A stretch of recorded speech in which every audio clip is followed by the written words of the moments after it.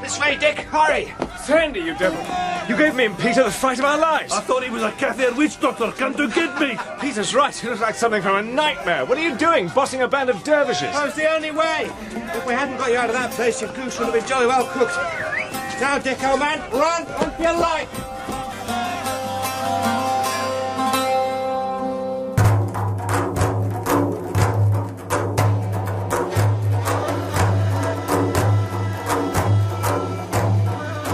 Greenmantle by Jon Buchan. Dramatized by Patricia Hannah. Part 2. January 1916.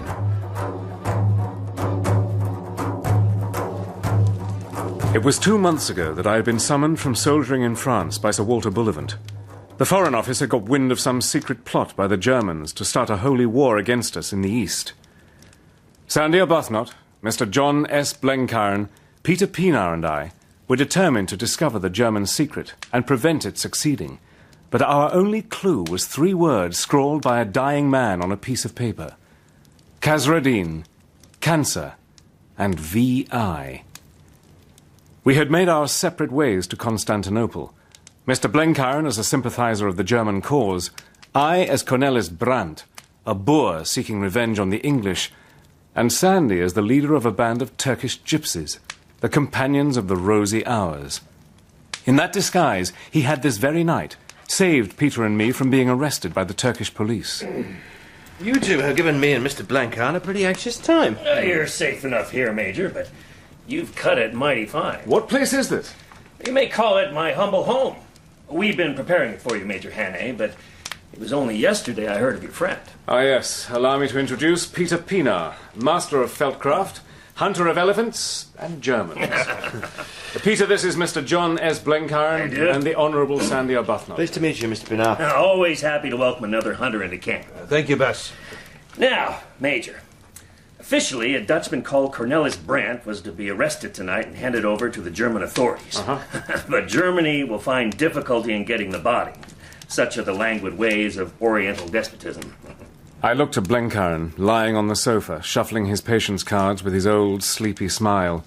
And Sandy, dressed like some bandit in melodrama, his lean face as brown as a nut, his bare arms all tattooed with crimson rings, and the skull cap made of a fox pelt, drawn tight over brow and ears. It was still a nightmare world, but the dream was getting pleasanter. You boys are ready. I want to know how our mutual inquiries have prospered. Well, you first, Mr. Blenkiron.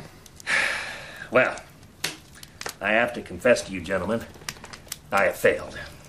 Well, you did your best. Oh, Germany has some trick in hand, but I'm darned if I can put a name to it. What about you, Captain Arbuthnot? Well, when I left London, I went to Smyrna. I had friends there I could count on. I'm a blood brother to the chief of the Turkish gypsies. So before the day was out, I was a member of the Company of the Rosy Hours. It stands for Islam and the Old Ways and is the last hope of the Orthodox.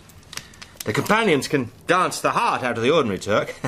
You saw a bit of one of our shows tonight, Dick. It was pretty good, wasn't it? Yeah. You like that sort of thing? Oh. Anyway, to cut a long story short, I got to Constantinople and contacted Mr. Blenkiron. The rest, you know. And now for business. I haven't got to the bottom of things, but I've solved the first of Harry Bullivant's riddles. I know the meaning of Khazra-Din. Well done, Sandy. There's a great stirring in Islam. They make no secret of it. These religious revivals come in cycles, and one was due about now. The details are quite clear. A seer has arisen of the blood of the Prophet and will restore the Caliphate to its old glories and Islam to its old purity. The Orthodox believe that they are on the eve of a great deliverance. How does Germany come into this? Well, how? I don't know. But I could see quite plainly that Germany has some hand in the coming of the new deliverer. The ordinary Turk loathes Enver and the committee, but he has some queer, perverted expectation from Germany. They talk about it, I think, quite openly. It's called the Kabahe Hurriye, the Palladium of Liberty. The prophet is known as Zimrud, the Emerald. But no one knows where Zimrud is or when he will reveal himself. All that I could learn was that he and his 4 ministers are coming from the west. And Khazra-Din, what about that? There's a very famous Turkish romance called Khazra-Din, the home of the spirit. It's one of those old allegorical, half comic miracle plays which takes a week to read. This tale tells of the coming of a prophet, and I found that some spoke of the new revelation in terms of it. The curious thing is that in the tale, the prophet is aided by one of the few women who play much part in the hagiography of Islam. The prophet, too, is not called Emerald. I know. He's called Greenmantle. How on earth did you find that out? From a Colonel von Sturm. He's in on the secret and mentioned the name Greenmantle. The last I saw of him, he was relaxing in a bath of cold water with, I hope, a sore jaw. Well, very sore if I know you, Dick. Yes, Germany is certainly at the heart of the plan. They can't delay too long before they deliver the goods. If we can stick it out here, we must hit their trail. By the way, I've got another piece of evidence. I've solved Harry Bullivant's third puzzle. V.I.? Well, that was the most baffling of the lot. Because we assumed it was a letter of the alphabet. It isn't. It's a numeral. Of course. Yes. You said that in the tale of Khazra-Din, a woman is the ally of the prophet. Same thing is true of Greenmantle. I can give you her name. It's von Einem. Hilda von Einem. Well, if we find her, we'll have done the trick. Where is she, this Hilda von Einem? I reckon I can put you wise on that, gentlemen. I saw her no later than yesterday.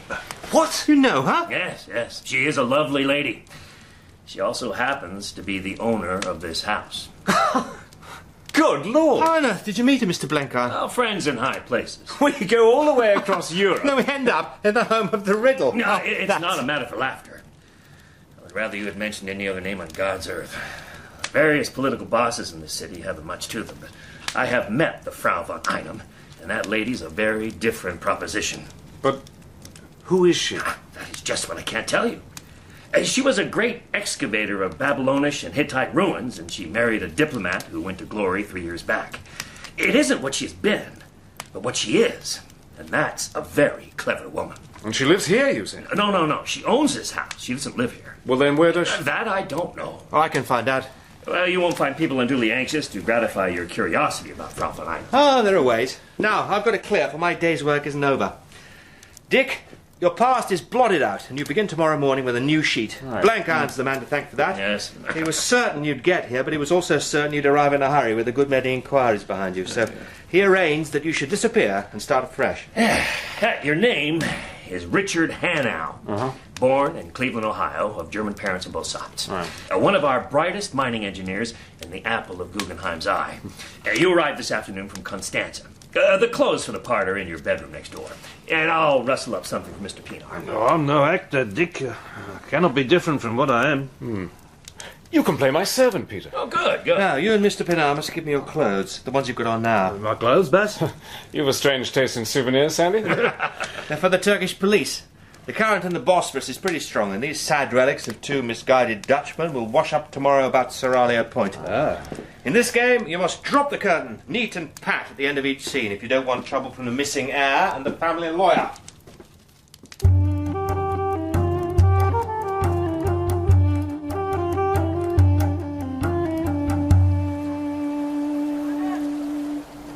I walked out of that house next morning, with Blenkiron's arm in mine, a different being from the friendless creature of the night before. I was splendidly dressed in a navy blue suit with square padded shoulders, a neat black bow tie, and a brown bowler. Over that I wore a greatcoat lined with wolf fur. I pride myself that I made a very fair shape at the lingo of the Middle West. We visited the market, as tourists would do, then sat in a small garden overlooking the Bosphorus. Balan. Balan. Balan Effendi. No, go away. Balan Effendi. Yeah, I guess I'll have one, friend. Yeah. The blessings of Allah on you, Effendi. Balan. Balan. What do you want with a balloon? Oh, nothing, sir. Balan. I shall let it fly free once I have removed this mighty interesting piece of paper from the string. Is that why we're here? Is your morning's work over? I've reckoned you've tumbled to it. Thanks to my network of spies, I am the best informed man in Constantinople. Now, we can get down to work, Mr. Hannay. To get the confidences we need, we've got to be at the heart of the show. So, I settled I would be a big engineer. I talked to Enver Bey and the committee about the uses of water power. about what might be done in Mesopotamia in the way of washing the British downriver. They knew of my reputation as a hydraulic expert and were tickled to death to rope me in. And, my part in all this? I told them I wanted a helper. And I told them about my friend Richard Hannay.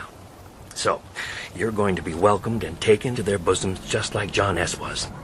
But we can't go back on our tracks. All right. If we wanted to leave, they'd be very polite. But they'd never let us. That's what I was afraid of. We've got to go on with this adventure and nose our way down into Mesopotamia and hope our luck will hold. But now that we have a rough idea of what the Germans are planning, wouldn't it be better to make a run for it? No, I reckon not. We still know mighty little about Greenmantle. I reckon our landlady is the real boss of the show. I opine that the hapless prophet has no sort of time with that lady, and that he will soon wish himself in paradise. For if Almighty God ever created a female devil, it's Madame von Einem. That woman's mad and bad, but principally bad.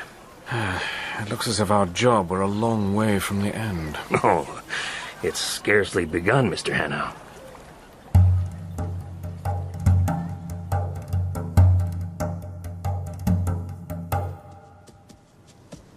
Since that first night, I had never clapped eyes on Sandy. He had gone clean out of the world. Blenkiron and I were presently going to Mesopotamia, but unless we learned more about Greenmantle, our journey would be a failure. Our only hope was Sandy. We waited for news. Anxiety makes me restless, so Peter and I got horses and rode out through the suburbs into the open country. We should have headed back long ago, Dick. It's too dark now to find the road. Well, we'd better dismount and lead the horses. I haven't the foggiest notion where we are. And what? Walk on. Yeah, there is a house. Half left in front of us. Well, for heaven's sake, guide me to it. There isn't a light or any sign that I can see. Lead on. Go on, walk on. How far away is this house? That's the wall, Dick. Hey, there's a gate here. No one's used this for some time.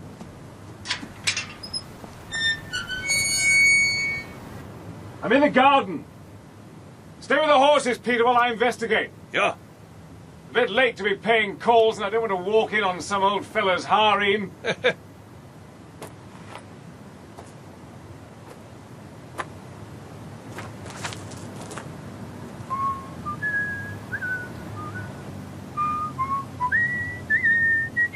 Sandy? Dick? Dick, what the devil are you doing here? Peter and I were out riding and got lost. Sandy, what Good the... God, man, you've never been in greater danger in your life. Why? Quick, to the bushes, the car's coming. Keep still, he might not see us. Damn! What? Now we're for it. Fendi? The woman who had spoken sat in the back of the limousine. She had a mantilla of black lace over her head and shoulders, and with one slender, jeweled hand, she kept its folds over the greater part of her face. I saw only a pair of grey-blue eyes and the slim fingers. She is missing it, Sheikh Fendi. Ik weet het niet, Fendi. Ja, dan is dat beris mi waar. I have to ask pardon for trespassing in your garden, ma'am. Fact is, I and my servant went for a ride this afternoon and got good and well lost. We came in by your back gate, and I was prospecting for your front door to find someone to direct us. But when I bumped into this brigand chief who doesn't understand my talk. Oh, no banabarakan sis. Birat yaba nidir. I'm an American. I'm here on a big government proposition. I hate to trouble you, but if you'd send a man to show us how to strike the city, I'd be very much in your debt. Will you come into the car? At the house, I shall give you a servant to direct you. She drew in the skirts of her fur coat to make room for me. The soft cushions and the subtle scents filled me with acute uneasiness. Women had never come much my way, and I knew as much of their wiles as I knew about the Chinese language. Sandy closed the door. The chauffeur switched off the light. I had never been in a motor car with a lady before. I knew who she was. I was alone with Hilda von Einem.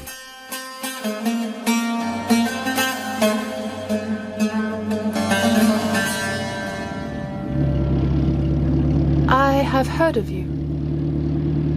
You are called Richard Hannay, the American. Why have you come to this land? I'm an engineer. Thought I could help out with some business in Mesopotamia. You are on Germany's side? Why, yes. We Americans are supposed to be neutral, and that means we're free to choose any side we fancy, right? Well, I'm for the Kaiser. You have chosen well. She turned to face me. The black mantilla slipped onto her shoulders. Her cool eyes searched me, but not in suspicion. She was sizing me up as a man. I was horribly fascinated.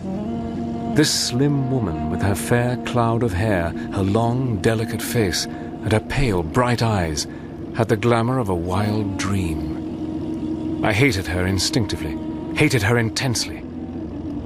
But I longed to arouse her interest.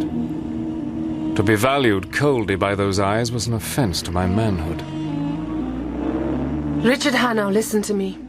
Suddenly, I realized that this woman was trying to cast some spell over me. Richard Hannay, what come you forth to seek?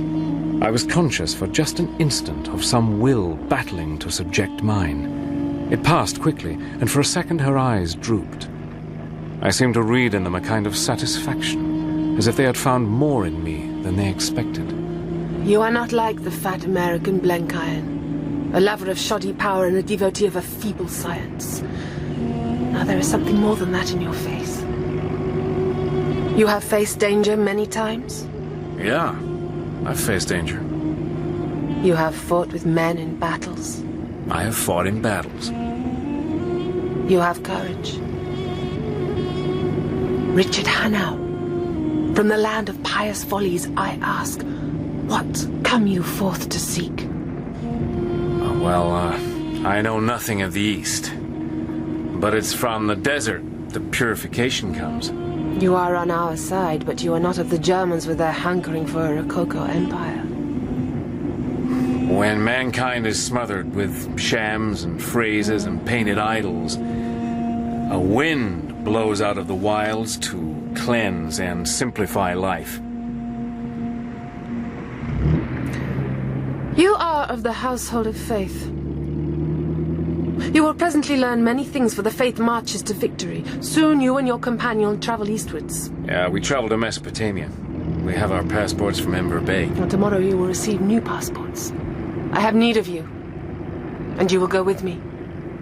Not to the flats of the Tigris, but to the great hills. I shall send one of my people to fetch your horses and your servant. He will guide you to the city. Thank you. I have heard well of you, Richard Hannay. Tonight, I have seen you. We shall meet again. Farewell.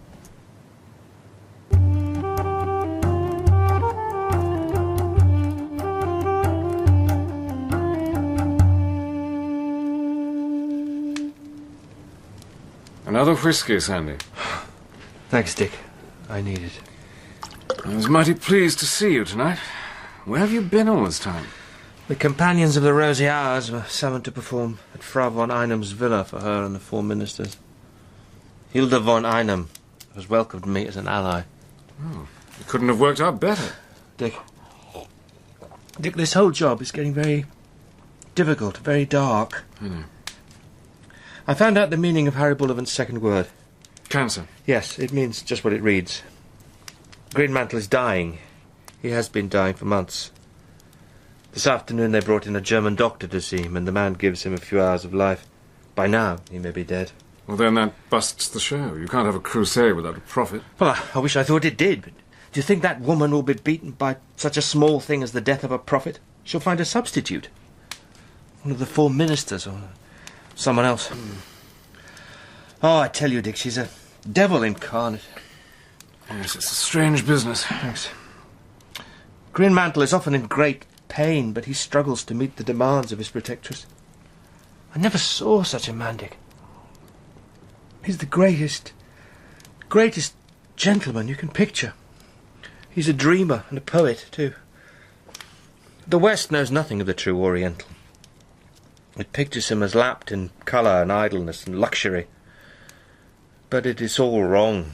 The bliss he yearns for is an austere thing.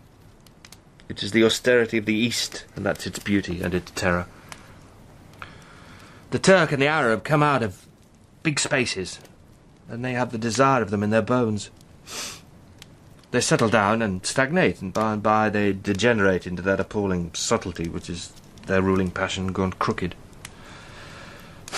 And then comes a new revelation, a great simplifying. They want to live face to face with God. They want to get back to the noble bareness of the desert. It is always the empty desert and the sky that cast a spell over them.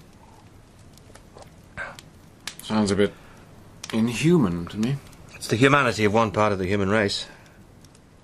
It isn't ours, but it's jolly good all the same. There are times when it grips me so hard that I'm inclined to forswear the gods of my fathers. Steady on, Sandy. Sorry, Dick. Greenmantle is the prophet of this great simplicity. Hilda von Einem runs the prophet because she shares his belief. Only what in him is sane and fine, in her is mad and horrible. You see, Germany also wants to simplify life. I know. I told her that in the car, when I talked more rot to the second than any mortal man ever achieved. It will come to haunt me for the rest of my days. Dick, did you ever hear of a thing called the Superman? Yes, there was a time when the papers were full of nothing else. I gather it was invented by a sportsman called Nietzsche. It's a craze of the new fatted Germany. It's a fancy type that could never really exist. Mankind has a sense of humour which stops short of the final absurdity. There could never be a Superman, but there might be a Superwoman.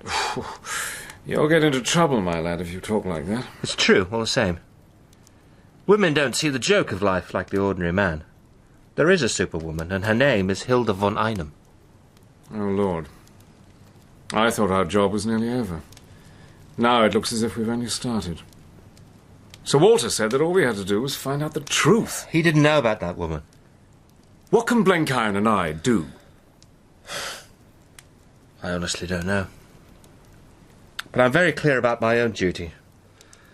She's let me in on the business, and I'm going to stick to it in the hope that I'll find a chance of wrecking it. We're moving eastward tomorrow, with the new prophet if the old one is dead. Yes, we're going with you. An hour ago, your lady sent our passports for the journey to the Great Hills. What the deuce does she want with you? What the... Oh, say, boys, I've got something pretty considerable in the way of news. What? There's been big fighting on the eastern border, and the Turks have taken a bad knock.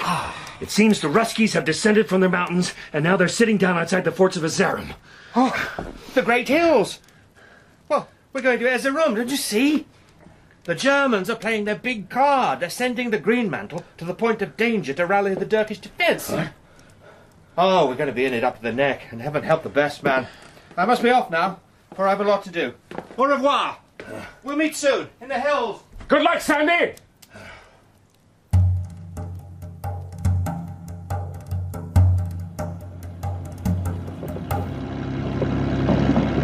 Peter and Blenkiron clung on for dear life in the back of the old Studebaker I was driving along the icy, rutted road to Azarum. Hussin, one of Sandy's band of ruffians who spoke a little English, was our guide. We have crossed the Caravel there. The way will be easier now, Effendi. The traffic on the road reminded me of that awful stretch between Cassel and Ypres. There were troops by the thousand, striding along with their impassive Turkish faces. One of the officers shouted to us as we passed. You have beaten the French and the British. Now it is Russia's turn. We shot out of drizzling rain into brief spells of winter sunshine, and then into a snow blizzard. And always before us, the long road unrolled. with somewhere at the end of it, two armies locked in a death struggle. What's that big river, Major? I believe it's the Euphrates, Mr. Blenkiron. Then that's the waters of Babylon. Yes. Great snakes. That I should have lived to see the fields where King Nebuchadnezzar grazed. What's the name of that big hill? Ararat, as like as not. Ararat? Oh, holy Moses!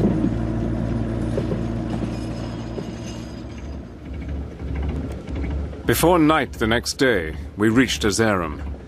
I showed our passports, but the sentry didn't salute and let us move on as we had expected.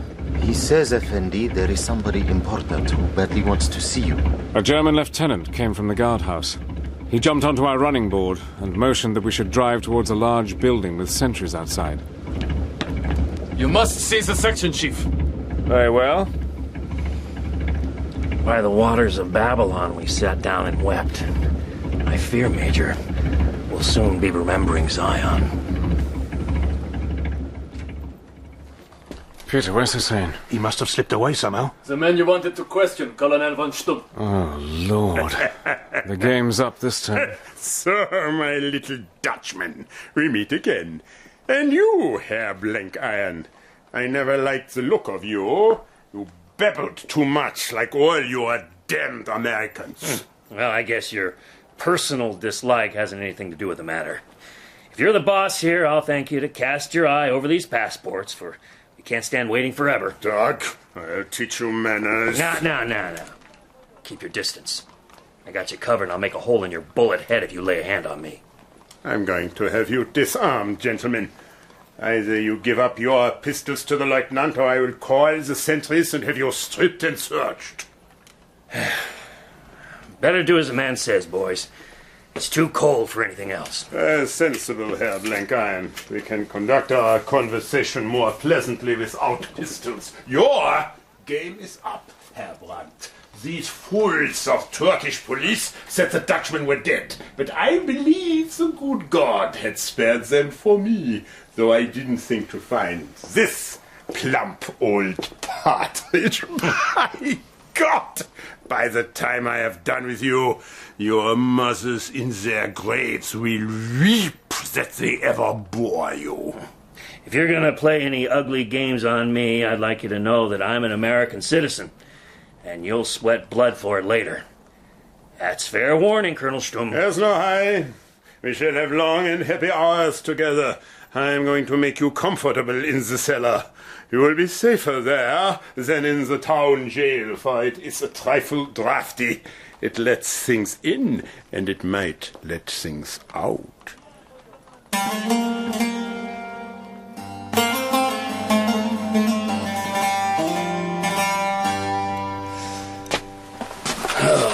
Well, Major, reckon it wants a good old-fashioned copper-bottomed miracle to get us out of this dungeon. If only there were a window.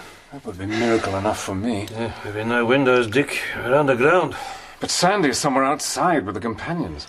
I think we should try to get some sleep. Yeah, Mr. Pienaar's right, Major. We should all be prepared for what tomorrow might bring.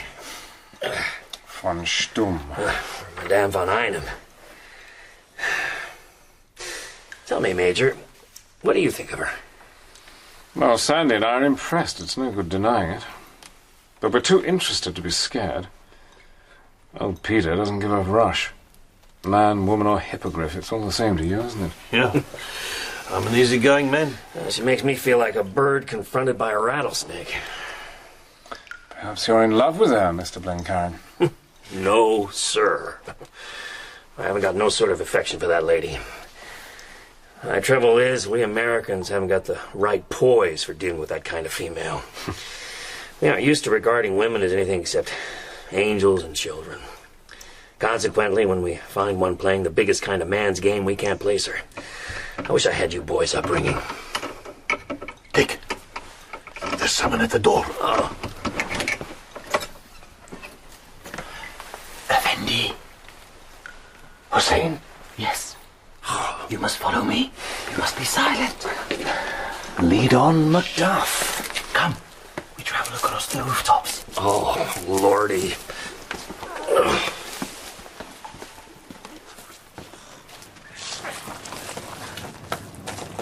Hussin led us up to a little courtyard, above which the walls rose like cliffs.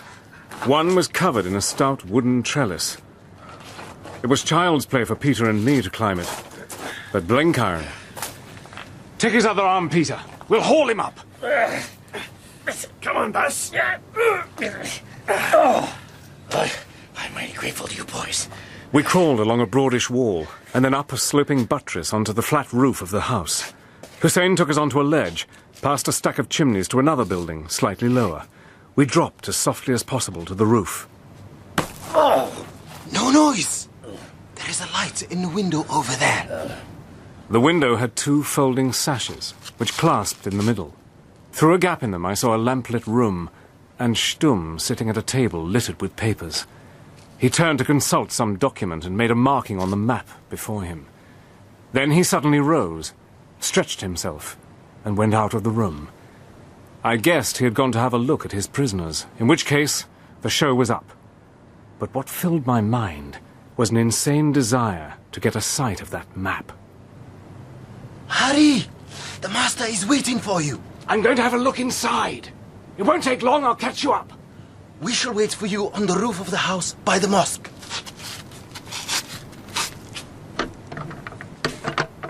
The flimsy clasp gave in at the first pull, and the sashes swung open. I scrambled in, crumpled up the map in my pocket, climbed back onto the roof, and started after the others. Come on, we've got to move fast. I've been burgling Stumm's private office. Got his map. So that's what the hullabaloo's all about. Where's Hussin? Left us here and disappeared again.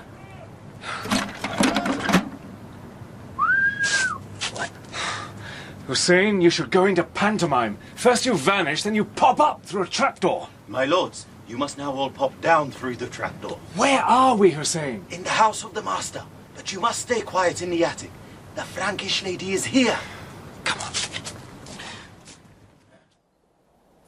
Hussin brought us food, and as soon as the meal was over, we had stretched out on a pile of straw in the corner of the attic and fallen asleep. Leave the lamp here, Hussin. Yes, master.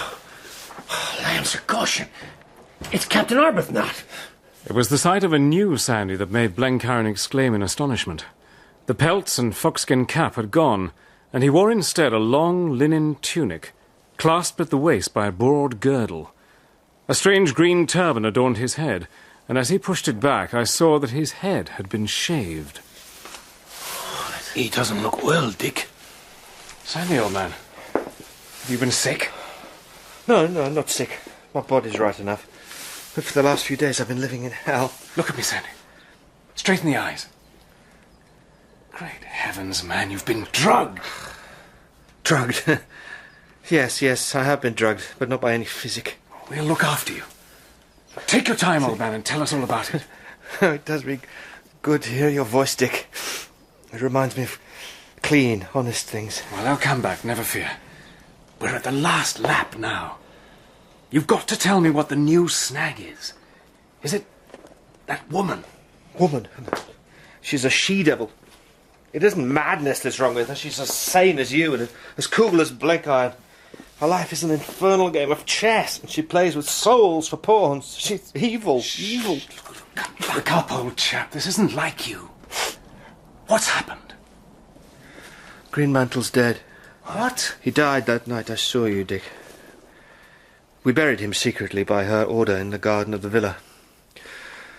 Then came the trouble about his successor. The 4 ministers would be no party to a swindle. They were as immovable as a granite hill, and she knew it. Then they too died. Murdered? Murdered. All 4 in one morning. I don't know how, but I helped to bury them, and it will haunt me to my dying day. Then the prophet is gone, and the humbug is over. No, the prophet still lives. She's found a successor. Why do I wear these clothes? Because I am Greenmantle. You? I am the Kabai Huriya for all Islam. In 3 days' time I will reveal myself to my people and wear on my breast the green ephod of the prophet. Only you see I won't. I will cut my throat first. There's no way. No way but death. We're done for, all of us. At best you have 3 days, and then you too will be dead. Sandy, what has she done to you? Oh, she has made me her accomplice. I did all she asked and joined in her game. She was very candid, you know. She laughs at the faith of Islam, but she has her own dreams, and they consume her. She has, it's horrible, but she has this kind of crazy liking for me. When we have reclaimed the East, I am to be by her side as she rides into Jerusalem. And there have been moments, only moments, I swear to God, when I have been fired myself by her madness. I am blessed if I listen to this goddamn stuff. You've got to get busy, Major, and pump some sense into your friends. Sandy, you ass. Be thankful you have friends to keep you from playing the fool. That's right. I'm bossing the outfit now, and for all your confounded prophetic manners, you've got to take your orders from me. You aren't going to reveal yourself to your people. We're going to get clear away, and inside of a week we'll be having tea with the Grand Duke Nicholas. How, Dick, how? Because we've had an almighty piece of luck. I got into Stum's rooms and bagged his map. Now look here. Do you see his notes? They haven't had time to fortify the peaks above Kara Gubek. If the Russians manage to get batteries there, the fort will fall. Well, Stum's right. The whole defence of Erzurum depends on that fort, and it's a broken reed if one knows where the weakness lies. Yes. Once the Russians get Kara Gubek, they've turned the main position. Exactly. And by hook or by crook, we've got to get that information through to them. Peter. Yeah, Dick. Peter, old man, the biggest job of your life is before you. Good. I'm getting stiff with doing nothing. If you can get this map through to the Grand Duke's staff, Stum's goose is cooked. In 3 days, the Cossacks will be in the streets of Erzurum. Let me go. I talk the lingo, and I can pass as a Turk. I'm 1,000,000 times likelier to get through. For God's sake, let me go. You need the captain here, Dick. Peter's right, Sandy. If you disappear, the whole show's busted too soon. And the 3 of us left behind will be strung up before morning. Yes. No, my son. You're going to escape. But it will be with Blenkiron and me. Tell me, how many of the companions will stick by you? Oh, the whole half-dozen. They'd follow me through hell if I bade them. Good. Now see here on the map. The Russians are around Erzurum in a broad half-moon. If we can get over the pass unobserved, we're bound to strike a Russian column the next day. Yes. We and your 6 ruffians are going to slip off into the darkness. Oh, tomorrow I've got some kind of infernal fast to observe. And the next day that woman will be coaching me for my part. I believe the best time would be the 3rd night, the eve of the revelation. She's bound to leave me alone that night. Very well. It won't be much fun sitting waiting and worrying about old Peter, but we must keep our heads and risk nothing by being in a hurry. Master, she is asking for you. I'm coming, Hussin. Here's my hand, Mr. Pinar. You're the bravest man I ever met. Good luck. Thank you, Captain. I do not say I will succeed, but if I sit in houses much longer, I shall get old. No, we shall all succeed. You fellows have given me a new lease of life. Good. I've got a plan now, and I can set my teeth and stick it out.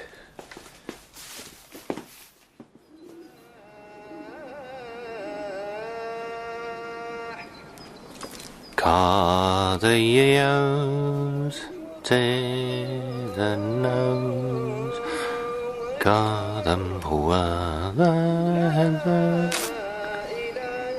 Greenmantle? Have you finished praying? I am not disturbing you. I come each evening to my garden to watch the sun set over Erzurum. Look. Look north. See how the snow-covered heights burn red in the setting sun. Should the Russians try to attack the city, the great hills would run red with their blood. Tomorrow is the eve of revelation. You will spend that night alone in prayer and fasting. The next day, Greenmantle will be shown to the people, and the great army of the faithful will rise and follow us. You look troubled, poet. You seek truth. So also do I, and if we use a lie, it is only to break down a greater. You are of my household in spirit, and you alone of all men I have seen fit to ride with me on my mission.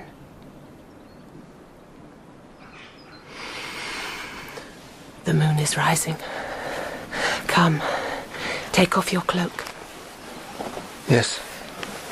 It is time for you to don the green ephod. Let me help you. I shall be your handmaiden.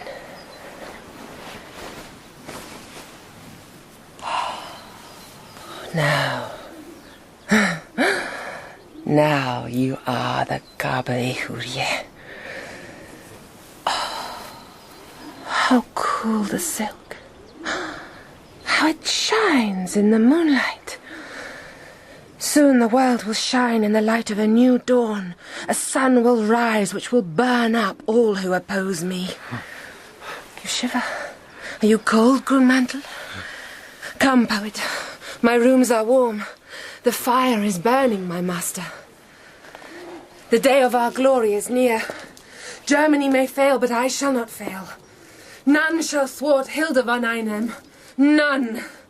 None!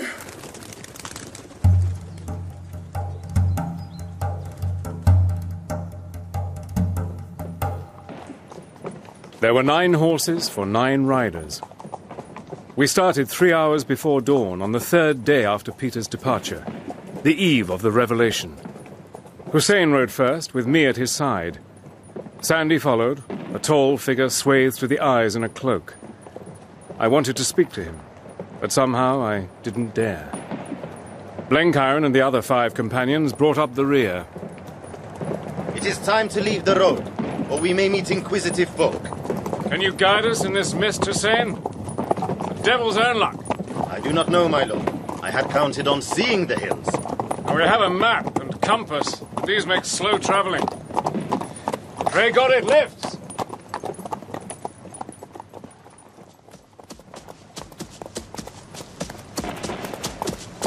The ground we were riding over was, for all the world, like a Scotch moor. It was bad going, and the fog made it hopeless to steer a good course.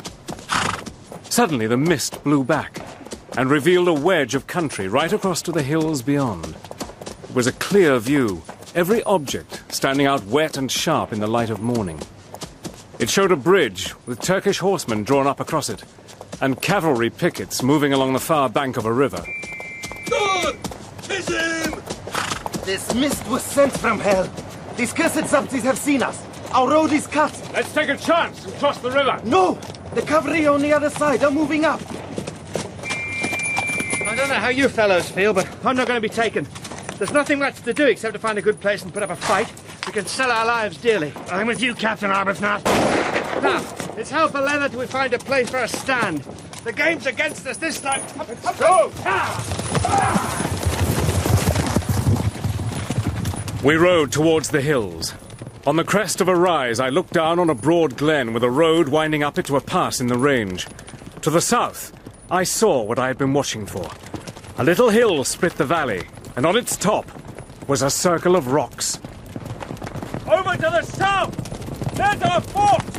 If we once reach it, we can hold it for a week! Sit down and ride for it! Allah Eskina!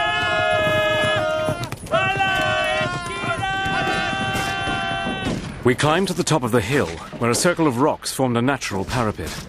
Our pursuers never had a chance, for the whole party being not above 24, they were too few. I think we killed 3 and wounded about 6, while the rest fell back toward the road. In a quarter of an hour, it was all over. Ha! Well done, boys. They're on the run. That's only the overture. The opera will soon begin. They are dogs of Kurds. Only a Kurdish Khawar would fire on the livery of the Kaaba. I turned to look at Sandy. He had discarded his cloak and stood up in the strangest costume man had ever worn in battle. Somewhere he had procured field boots and an old pair of riding breeches. Above these, reaching almost to his knees, he had a wonderful silk jibber of bright emerald. No rarer or costlier garment was ever exposed to bullets on a bleak winter hill. Oh!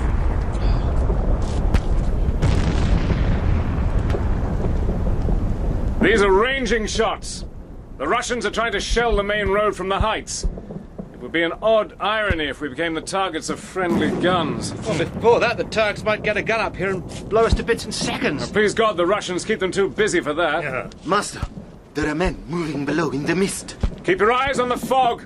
Shoot at the first sign. Greenmantle! It is she. Hilda von Einem has come for her prophet. Down there, on the edge of the mist. I come to offer terms, Richard Hannay. Will you permit me to enter? Yes, Madame von Einem. She climbed up and stepped over the rocks as lightly as a deer. Her clothes were strange. Spurred boots and breeches over which fell a short green kirtle. A little cap skewered with a jewelled pin was on her head, and a cape hung from her shoulders. She had leather gauntlets on her hands, and she carried for weapon a riding whip. The fog crystals clung to her hair, and a silvery film of mist lay on her garments.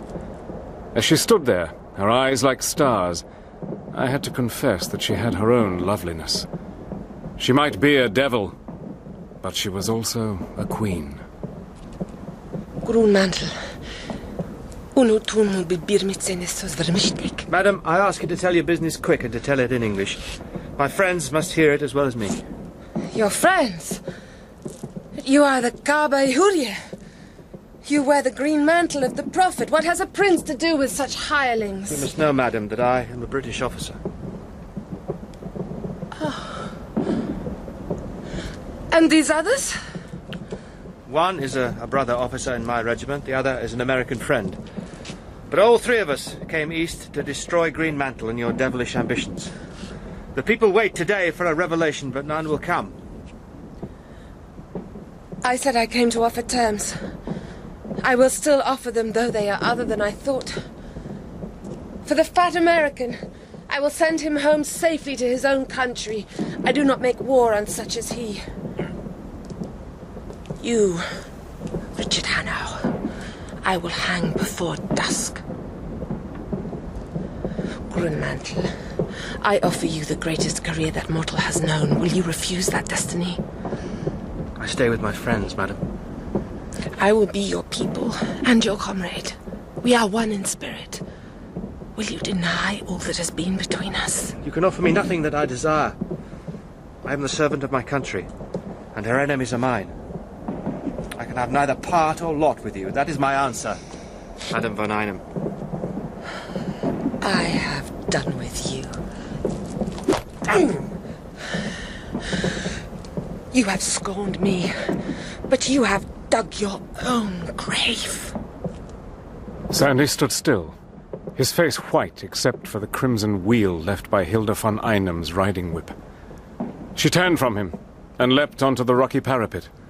Once more the mist had risen, and across the hollow I saw a field gun in place, manned by Germans, not Turks.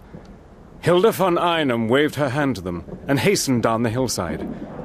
There came the whistle of a Russian shell.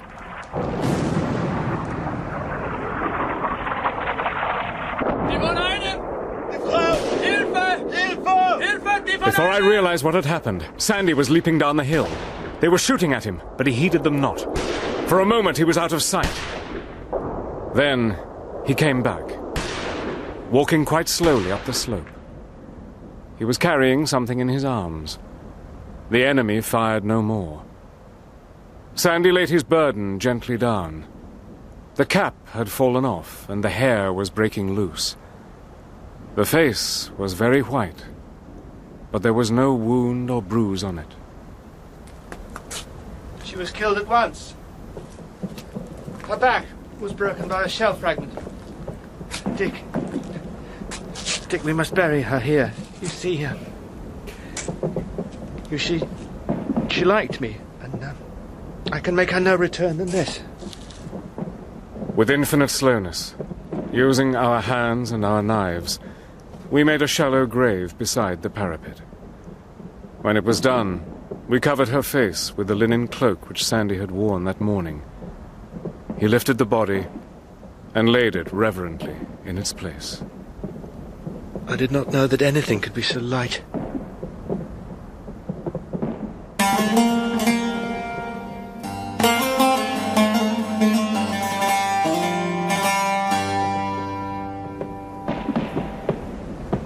Dusk was falling. The artillery was busy all around the horizon, and it seemed to me that the guns had come nearer. Sandy was watching the road below us with field glasses. The gun is manned now by Germans and Austrians. There are no Turks. The men of Islam would not fire on the wearer of the green ephod. Oh, there's another gun in the fields to the east. They've got us on both sides. There's no way of escape. What are they waiting for? Hello. Ah, here's someone I think we know. Take a look, Dick. The big fellow standing just behind the gunners. It's Stumm.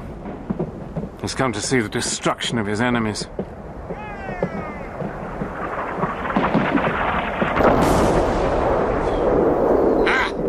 I reckon that's pretty poor shooting. No, on the contrary. They know their business. They're bracketing.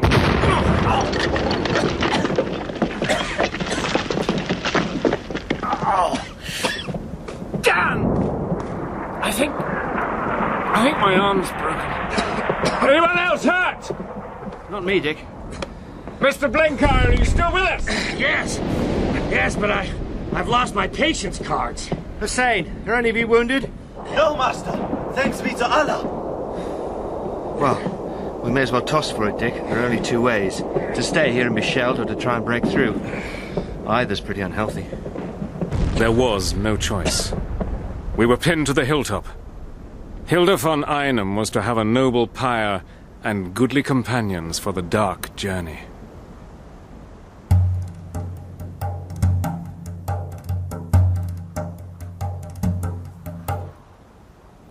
It's been hours since Stumm has fired. I wonder why. It's Stumm's way. He's going to blow us to pieces, but he wants to torture us first. Well, we'll disappoint him. But we won't be worried, old man. If Peter has succeeded, he might tell the tale. But most likely he's lying dead somewhere in the no-man's land between the lines. As for us, Sandy, we shall never be heard of again. It's a queer ending, Dick. We simply vanish into the infinite. The snow will soon cover us, and when the spring comes, there will only be a few bleached bones. Upon my soul, it is the kind of death I always wanted. But our job's done. After all, we never expected to come out of this thing with our lives. When do you look for the end? Now. The sun's rising. Stumm wants daylight to get the full savor of his revenge.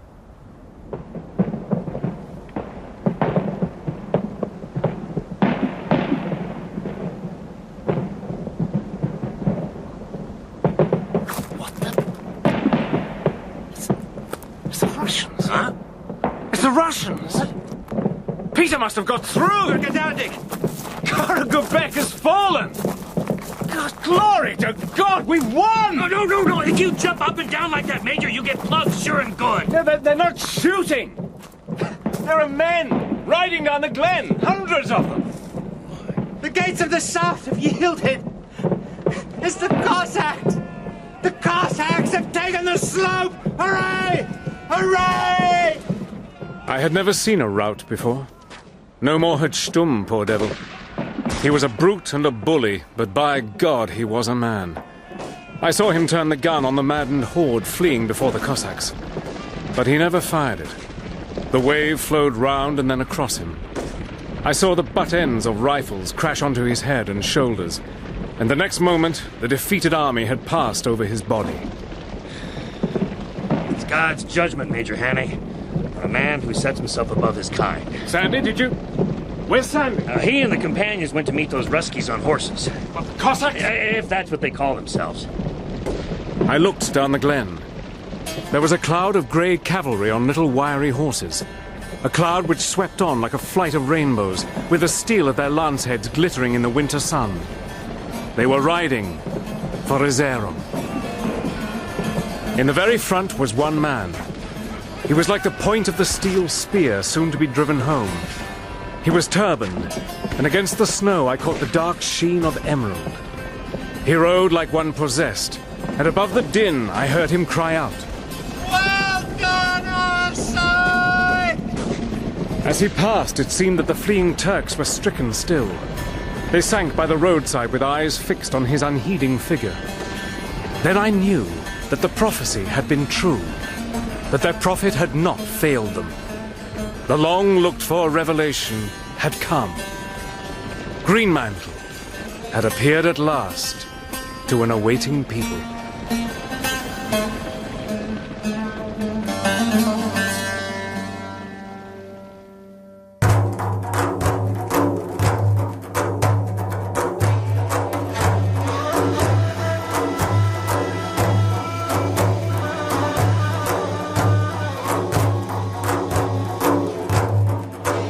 In Greenmantle by John Buchan, dramatized by Patricia Hannay, Richard Hannay was played by David Robb, Sandy Arbuthnot by James Fleet, John S. Blenkiron, Stuart Milligan, Hilda von Einem, Juliet Aubrey, Peter Pinner, Jon Glover, Ulric von Stumm, Jack Klaff, Hussin, ChamcHoun, balloon seller Matthew Pidgeon. Other parts were played by the cast. The director was Bruce Young.